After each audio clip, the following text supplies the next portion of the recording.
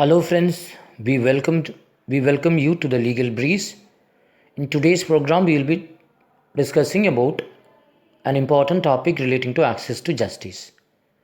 But before we go into that, we will be explaining the concept of justice, its origin, how it is being practiced today in the modern era, components relating to justice, justice delivery mechanism, the constitutional provisions relating to that.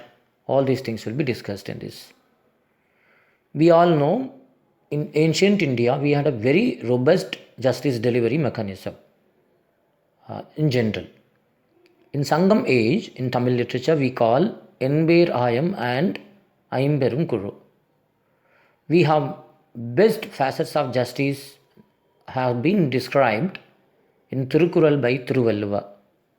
Apart from that, we have one of the best epic relating to justice delivery mechanism is known as Silapadikaram. In fact, the character of Kannagi explicitly depicts the symbol of justice system, the efficacy of justice delivery mechanism, and including gender justice. This shows the rich justice delivery mechanism, robust justice delivery mechanism, rich culture of justice system which is prevailing during the ancient Tamil culture. Now let us come back to the present justice system what we follow currently. This system owes its origin from the British India, especially when we started the Supreme Court of Calcutta way back in 1770s. Okay, thereafter the legacy keeps continuing in one way or another. Though we had a federal court, Privy Council, then finally we have the Supreme Court at the top level and various high courts. The high courts in India again are owing its origin way back in 1861 through the Charter Act of Charter Act. So let us come back. You may remember we have discussed about the writ jurisdiction of the Supreme Court as well as the high courts in separate programs. But these are the effective, important tools which empowers the citizens as well as non-citizens to get access to the justice through the Supreme Court as well as high courts. But how it has been done? That's a big question. For a quite long time, this justice delivery system was really crippled with technicalities. Too much of technicalities. In the name of technicalities, even the doors of justice have been shut down to the poor, differently abled, depressed sections of population, etc.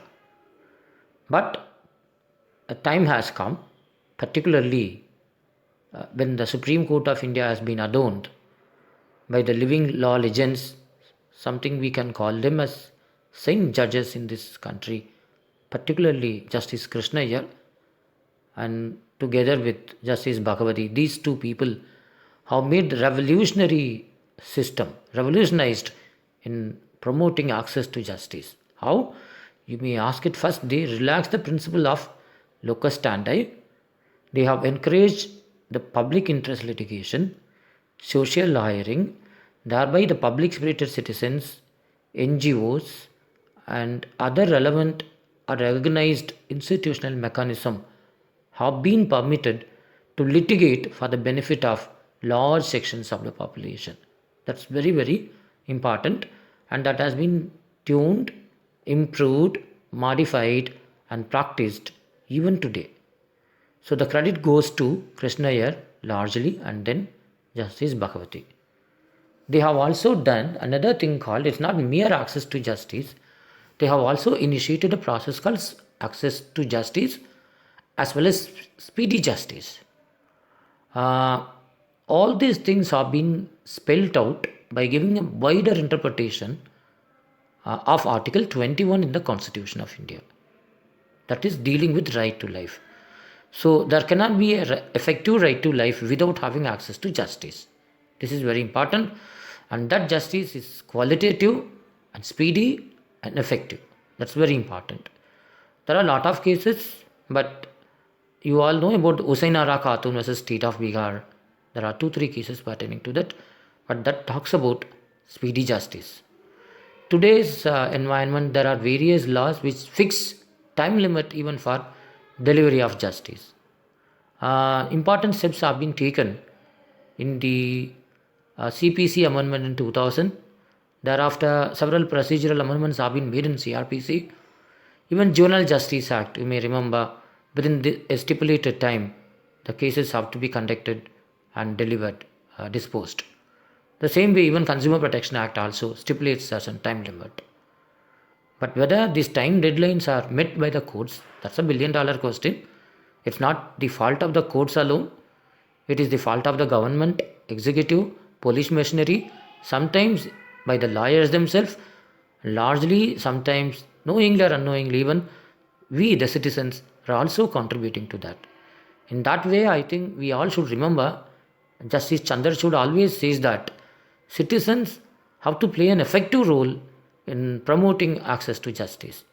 So, unless we have a well informed citizen, well active citizens, we cannot expect that the state machinery shall work transparently. The good governance becomes only a dream. So, in order to get the good governance, including good justice delivery mechanism, citizens have to play very active and proactive and pivotal role or crucial role in promoting access to justice. Sorry, okay.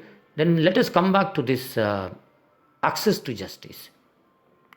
We have also spoken about this locus standi principle, relaxation of locus standi principle, encouraging of PAL. But what about those who are very poor, who do not have means to fight the case? Then the same judges are also instrumental in bringing free legal aid. They have given the necessary orders to the government of India to frame appropriate schemes, if necessary, through a separate legislation for promoting right to free legal aid.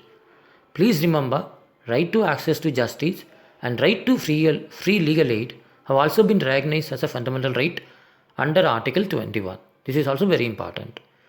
Now, Article 39A has been inserted by 42nd Amendment.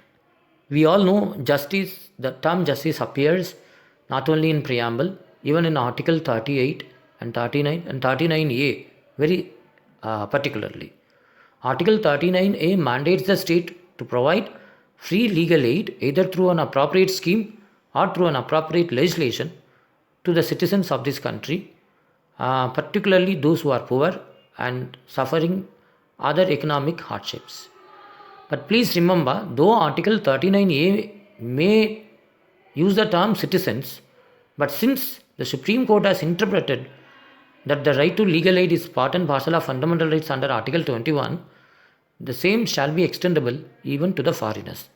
This is very, very important. People should understand it in the broader sense. So, access to justice, where it has been defined. This is a question you may ask it. For the first time, I understand in my humble wisdom, the Supreme Court of India has taken an effort to define the term access to justice in Anita Kushwaha versus Pushpa in 2016, where it defines the term, that is availability, affordability, accessibility, and many more things it covers. Almost 5 components it covers in relating to the access to justice. The adjudicatory process mechanism, how it should be available to them, the distance, infrastructure, facilities, quality, lawyering, hiring of lawyers, all these things are covered under this. So, access to justice, there are many steps have been taken in this regard, including opening of Grama Nyayalaya, village courts, many more projects are there, and access to promote in the digital environment. This is also very important.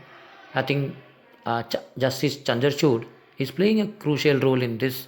We have this E-committee in the Supreme Court, which looks after in promoting justice delivery system through the digital platforms using the digital technologies, ICT, all other important emerging new technologies, so as to make the justice available at the doorsteps of the citizens of this country is concerned. This is not only available to the citizens, In certain cases, it is also available to the non-citizens also. But in spite of all these things, still there is a long way to go to complete the dreams of Krishna here, to promote effective, speedy, qualitative, affordable and accessible justice to all without any discrimination. We hope such a day may come sooner rather than later. God bless you all. Jai Hind.